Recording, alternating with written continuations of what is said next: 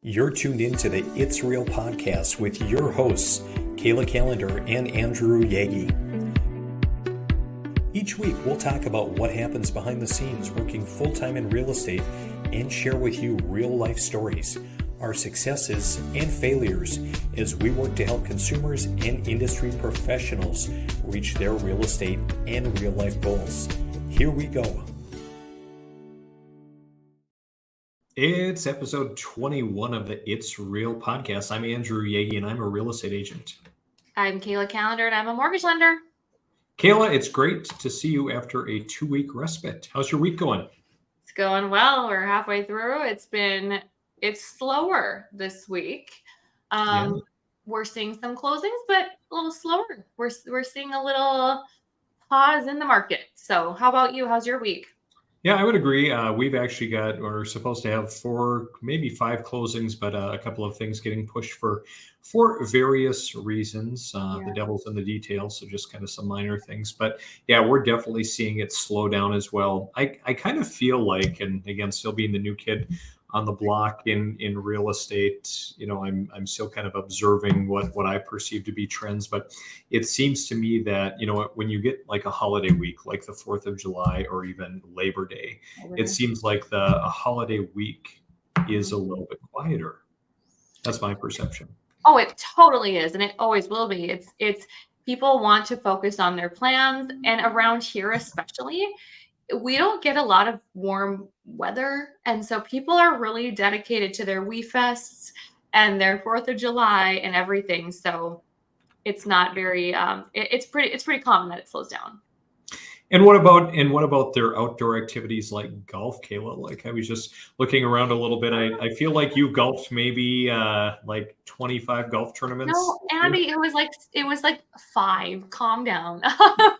Granted, I've had plenty of things going on this summer and had to push our time to connect and to shoot this. But I feel like you've done it like 2 or 3 times for pop-up golf tournaments. Yes. This last one was another charity golf tournament. Beautiful day. We don't get a lot of beautiful sunny days, so we take advantage, right? Actually, I really love, one of the things that I love most about living in our area of the country is just the seasons. And, it's always a little bittersweet, maybe a little bit more for you, because I know you guys are really loving your lake property and you guys take so much advantage of it. And so for a lot of people, it's sad, when the summer weather's done, when lake season's over. But I really love the fall weather. I just love it. What do you love about it? I just love the change. I like change. I like, cool mornings. It's nice to get out and go for a walk. Like Ella, my kindergartner, my oldest, there are some days where I'll just keep her, and my wife will take the other 2 girls to daycare. And so we'll hang out a little bit together in the morning. And Ella always wants to go on a walk. Dad, let's go on a walk. So it's like, hey, it's so nice. Mm-hmm. Plus, farming, all of the fall things, coming from an agricultural family, just the harvest piece, I think is a good thing too. Nothing beats the smell of harvest. If they could just bottle that up and make a candle, I'd buy it. Absolutely. Yeah. So Kayla, what are you seeing, in the market, as far as rates and everything else? For so long, other lenders that I've spoken to have said, yeah, I'm slow. And I'm like, I'm not. I'm getting a ton of pre-approvals. We're seeing these come in. And as of the last probably week and a half, 2 weeks, I have felt applications have kind of paused. And actually, there was an article that, you and I talked about offline here, was that mortgage apps are down, their lowest since 1996. Ooh. You know what I mean? I was in elementary school. So that is a telltale sign of that what's going to happen. I feel I am not, I don't have a crystal ball, but if we're seeing applications down, we're seeing pre-approvals down, we're seeing people that are not going to go shop. This, it takes time. It's not like people get approved and buy a house tomorrow. Usually they have to search to shop, but we're seeing apps down and purchase agreements down. And what that means is that people are kind of just pulling back even more. And school has started. A lot of times that means, people want to be in their homes before school starts for their kids to be in the right neighborhood.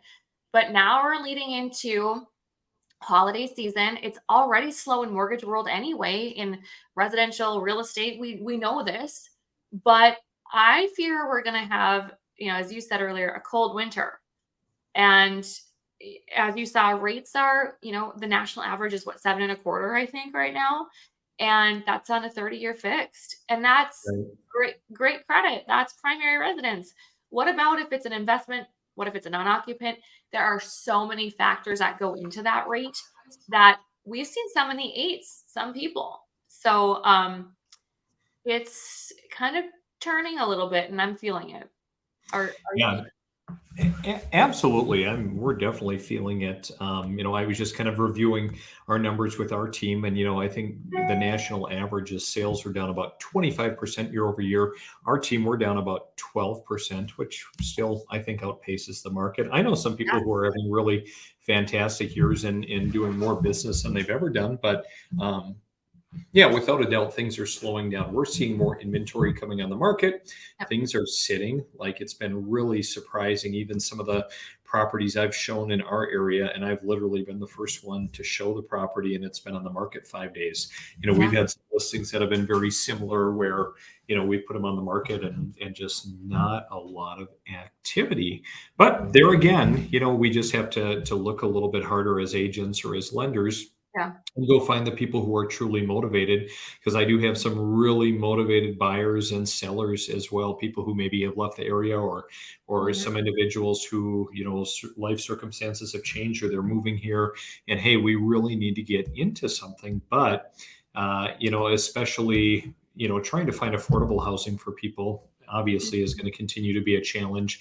But it's really fun. I've seen some lenders, kind of stepping up to the plate as far as looking for solutions and different programs, and Mhm. options, down payment assistance to help people get into housing, which is really, really fantastic. And Kayla, we talk about it often, but just aligning yourself with Yeah. good people and actually taking the time to sit down and put a plan in place.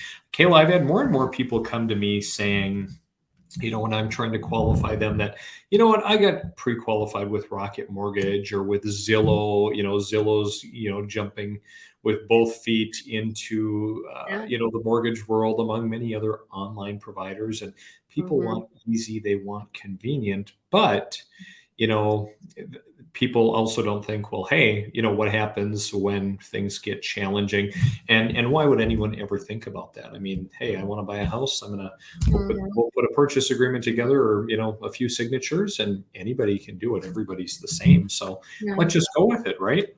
A lot of people they think that it should be easy like everything else, right? You can order your groceries online, have them delivered.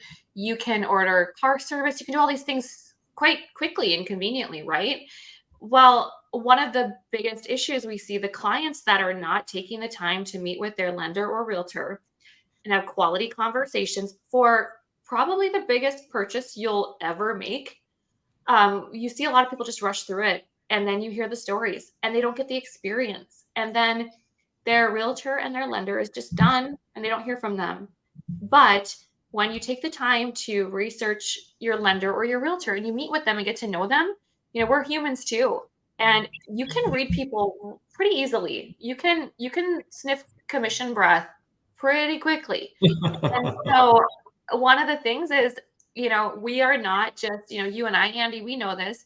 We're not just like empty suits. We are people. We want to advise you because we have seen the people that take the shortcuts, the people that are Mhm. racing to closing to get the docs that they didn't get that we told them to, maybe didn't take your advice, Andy. And those are the ones that suffer. And in this market, if you are serious, you need to sit down and have quality conversations. I'm not saying hours and hours, but I have some clients that don't even want to talk for 15 minutes. They just do the app and they're like, what am I approved for? But if I want to really customize the solution, just like you, Andy, if you're listing a home or you're representing someone's purchase, you want to know their goals, their what scares them, what makes them nervous about this, what are they excited for. If I don't know that, I can't give you the best option, and I can guarantee you those rockets or online lenders of the world aren't either, or the realtor you found on Zillow that did one home, or your mother's, stylist grandma is a realtor. You Mhm. have to have the quality conversations and work with someone that's reputable. So, I was looking back at some of my numbers, and I try to do a good job of tracking what homes I show to individuals and who I've met with in person, versus, hey, let's just go out on the yeah, fly. And excuse me, I was looking before, and on average, I think I was maybe showing an average of 8 homes to people who, more of the stubborn type, or more the ones that, hey, we didn't take the yeah, time to get together and sit down. Um, but those, since I've started sitting down with, as many clients as possible that are buying and saying, hey, let's get to the bottom of what exactly are you looking for. I mean, on average, we're maybe looking at 3 homes, mhm, provided we're not getting beat out. So yeah, I think it makes a huge difference, to sit down with your expert of choice yeah, and sit down. And again, just on Monday, I had a lender locally here sitting down with me and a potential buyer, and I'm like, hey, we're looking at some special programs to try to get you into a home, and mhm, I want to make absolutely sure we're on the same page and you understand what this is and the ramifications of it, not just, hey, here's a solution, let's go for it. So I think it yeah. it, it makes a lot of sense, Kayla. Well, I love that you said that you sat with a lender because often, I might run into a realtor who's representing my client and they just go show them homes. We don't talk. Where I think it's incredibly important that the realtor and lender align. They say, hey, if they're getting into the 320 range, we're going to be tight. 310 is probably better. Hey, closing costs are estimated to be 6 grand on this property. If you want to ask for closing costs, to just be on the same page. And some realtors want to know the payments or the estimates, some don't. Some clients want to know everything, or they don't. They say just talk to my realtor. But my point is that it's incredibly important that you align your team, that your realtor and lender are aligning, because I've seen purchase agreements come through and I'm like, "Oh gosh, they bought in Moorhead and the program that we were approving them for was in Fargo, and now what?" It was the So, North Dakota housing program. yeah, I've seen it, and so that's where conversations are crucial, and just to do the work Yeah. up front, you guys, whether you're in the business or you're buying, take the time, and like you said, Andy, there's programs out there that, some lenders, if they have only blue shoes, they're only gonna sell blue shoes. Why would they're not gonna tell you about the red shoe across the street. So, make sure that you're discovering these programs because they can save you and provide you a lot of value to get into a home. Mhm. I love it. And value is getting to be more and more important, Kayla. Do you remember, and I remember a webinar earlier in the year talking about, the Mortgage Bankers Association, which a lot of people look at their report as far as, their forecast for rates. And do you remember what they had forecasted rates would be, Q3 or year end of this year? Yeah, I saw a 4.9 at one point. Yeah, I think that was in, like, April, maybe I saw that, it was forecasted. And now looking, they're at 6.8, hopefully dropping to Yeah, 6.2. But I don't know yeah. if the Fed's talking, are they talking another rate hike? I don't even keep track anymore, to be honest, because it just They seems like always whatever they promise is totally out the window. And I don't blame you. They're talking one more rate hike, so anytime I get a new purchase agreement, I give my clients the option, do you wanna lock and put it to bed, or do you want to float and see what happens? And knowing there could potentially be another rate hike, it's you just never know. So, Mhm. I know we talk a lot about rates, Caleb, but I want to talk about home values and yeah, forecasts. So there's a source I look at, Keeping Current Matters. They kind of cater to sure. real estate professionals, and of course source their information from any number of sources. But basically, a lot of people were really concerned, this year starting out, that, oh boy, the market's going to stagnate, home values are going to drop, or we're going to lose value. We're going to be upside down on our homes. But Yeah. this just kind of shows, kind of in the same light that the MBA forecast talked about rates. This shows originally all of these different entities and what they forecast home prices to do um, as far as increase or decrease this year. And you can see most everyone said, hey, home values are going to decrease, that we are going to lose some value this year, when realistically now they revised those forecasts. And in fact, the American Enterprise Institute, I'm not sure who they are, but they think that overall that home values are going to increase 6%.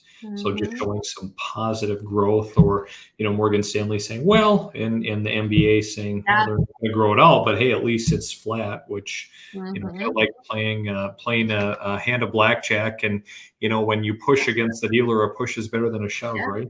Right. So Amen. I mean, what do you make of that? I think that people just need to not live in fear.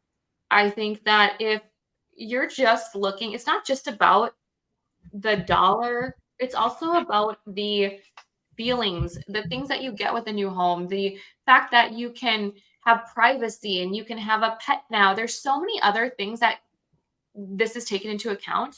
But when I look at our national average of credit card debt, it is mind-boggling. I look to see that come October, student loan payments are now due.